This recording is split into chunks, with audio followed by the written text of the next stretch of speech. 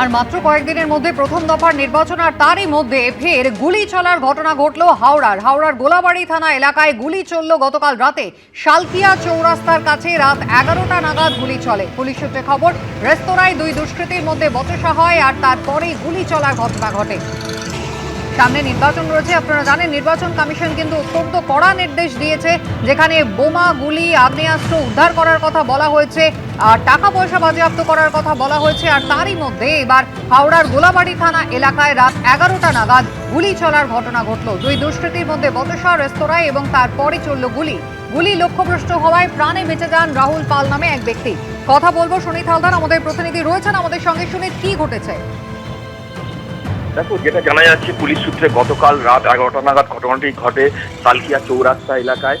Police সূত্রে খবর যে ওই শালকিয়া চৌরাস্তার কাছে একটা রেস্তোরাঁর মধ্যে খানাপিনায় ব্যস্ত ছিল দুই দুষ্কৃতী, আকাশ যাদব এবং তার বন্ধু, এবং তার সঙ্গে রাহুল পাল নামে আরো একজন ব্যক্তিও ছিল। এবং এই ঘটনায় তাদের মধ্যে খাওয়া দাওয়ার পর তাদের মধ্যে বচসা শুরু হয়ে যায়। এবং তারা যখন খাওয়া শেষে যখন রাস্তায় বেরিয়ে হঠাৎই দেখা যায় আকাশ যাদব তার পকেট থেকে একটা ওয়ান শাটার রিভলভার, দেশি রিভলভার বার করে রাহুলকে লক্ষ্য করে এক রাউন্ড গুলি চালায়। গুলি লক্ষ্যভ্রষ্ট হয়, কোনো ক্রমে প্রাণে বেঁচে যায় রাহুল।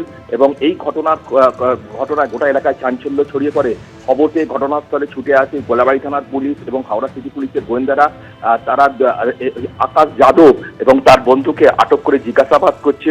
এবং এই ঘটনায় পিছনে আর কে আছে, কি উদ্দেশ্য, গোটা ঘটনা তদন্ত করে দেখছে। যেটা জানা গেছে যে এক মাসখানেক আগেই গোলাবাড়ি থানার এলাকার পিলখানাতে এক প্রমোটারকে পয়েন্ট ব্ল্যাঙ্ক রেঞ্জ থেকে গুলি করে হত্যা করা হয়। এবং সেই কেসে বেশ কয়েকজন মূল আততায়ী সহ বেশ কয়েকজনকে গ্রেপ্তার করা হয়েছিল। এবং এরপরই কিন্তু ওই এলাকাতে নজরদারি বাড়ানো হয়। এবং গতকাল রাতে এই ঘটনায় গোটা এলাকায় চাঞ্চল্য ছড়িয়ে পড়েছে। এবং এই ঘটনার পেছনে কারা কারা আছে তা খতিয়ে দেখতে হাওড়া সিটি পুলিশ। ধন্যবাদ।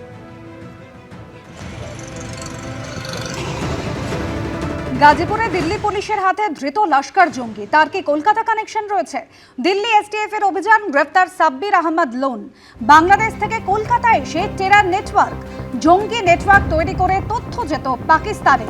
কলকাতা, দিল্লিতে মেট্রো স্টেশনে ভারত বিরোধী পোস্টার। গাজীপুর থেকে লোনকে গ্রেফতার করে দাবি দিল্লি পুলিশের। আগে অস্ত্রসহ কাশ্মীরে গ্রেফতার করা হয়, মুক্তির পর ফের সক্রিয় হয় লোন। শ্রীনগর জেল থেকে মুক্তির পরে বাংলাদেশে পালায় এই সাবির। বাংলাদেশ থেকে ফের ভারতে ঢুকে আইএসআই এর হয়ে সক্রিয় হয়।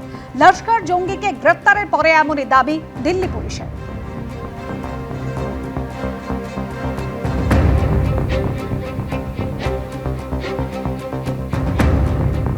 शब्बीर अहमद लोन बांग्लादेश में बेस था और इसने हथियारा करके एक जगह है कलकत्ता में, वहां पर एक हाइड आउट तैयार किया था जहां पे अपने मॉड्यूल के लड़कों को रखा जा सके।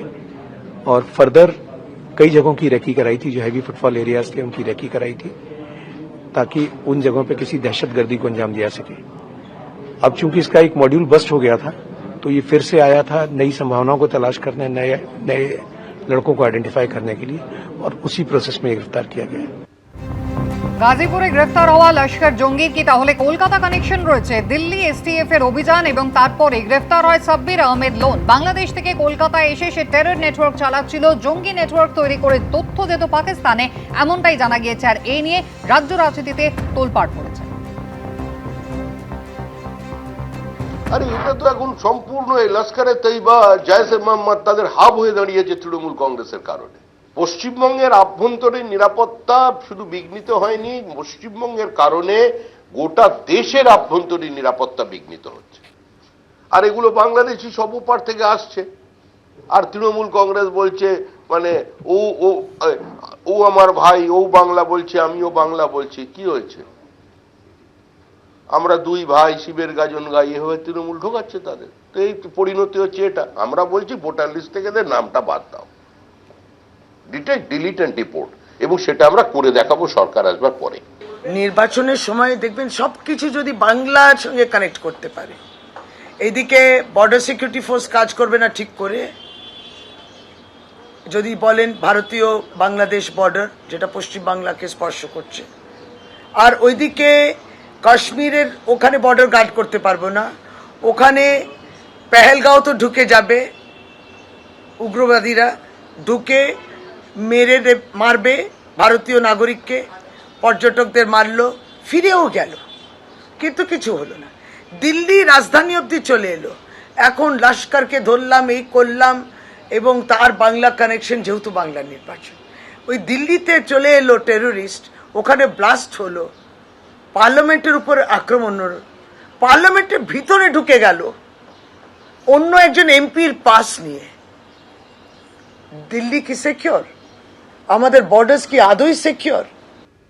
বদলি হওয়া একাধিক পুলিশ অফিসারের বিরুদ্ধে এবার কমিশনে গিয়ে অভিযোগ জানালেন শুভেন্দু অধিকারী। এমনকি বিনীত গোয়েলের বিরুদ্ধে ফোনের লোকেশন ট্র্যাক করারও অভিযোগ করেছেন তিনি। শুভেন্দু অধিকারীর অভিযোগের প্রেক্ষিতে বিনীত গোয়েলকে ফোন করা হলেও যোগাযোগ করা যায়নি তাকে। আমরা কয়েকটা বিন্দু বলেছি যে আপনি চিফ সেক্রেটারি, ডিজিপি, আপনারা কিছু অর্ডার নামাচ্ছেন, সেই অর্ডার নিচে কার্যকর হচ্ছে না। শুরুটা হয়েছিল মুখ্য সচিব ও স্বরাষ্ট্র সচিবকে দিয়ে, এরপর একে একে ডিজি, পুলিশ কমিশনার, এডিজি থেকে শুরু করে ডিআইজি, পুলিশ সুপার, জেলা শাসক। নির্বাচন কমিশনের বদলির তালিকাটা দীর্ঘ। এবার বদলি হওয়া একাধিক পুলিশ কর্তার নাম ধরে ধরে নির্বাচন কমিশনে গিয়ে অভিযোগ জানিয়ে এলেন Suvendu Adhikari. Manoj Varma, director of security, তিনি কিভাবে সব রাস্তা বন্ধ করে দিচ্ছেন।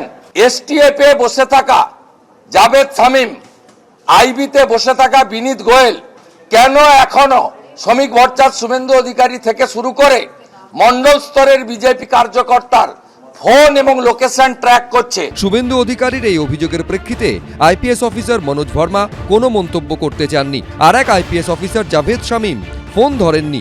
বিনীত গোয়েলকে ফোন করা হলেও যোগাযোগ করা যায়নি। এই সমস্ত ট্রান্সফারের পিছনেও কিন্তু বিজেপি রয়েছে। তাদের এত মাথা ব্যথা কেন?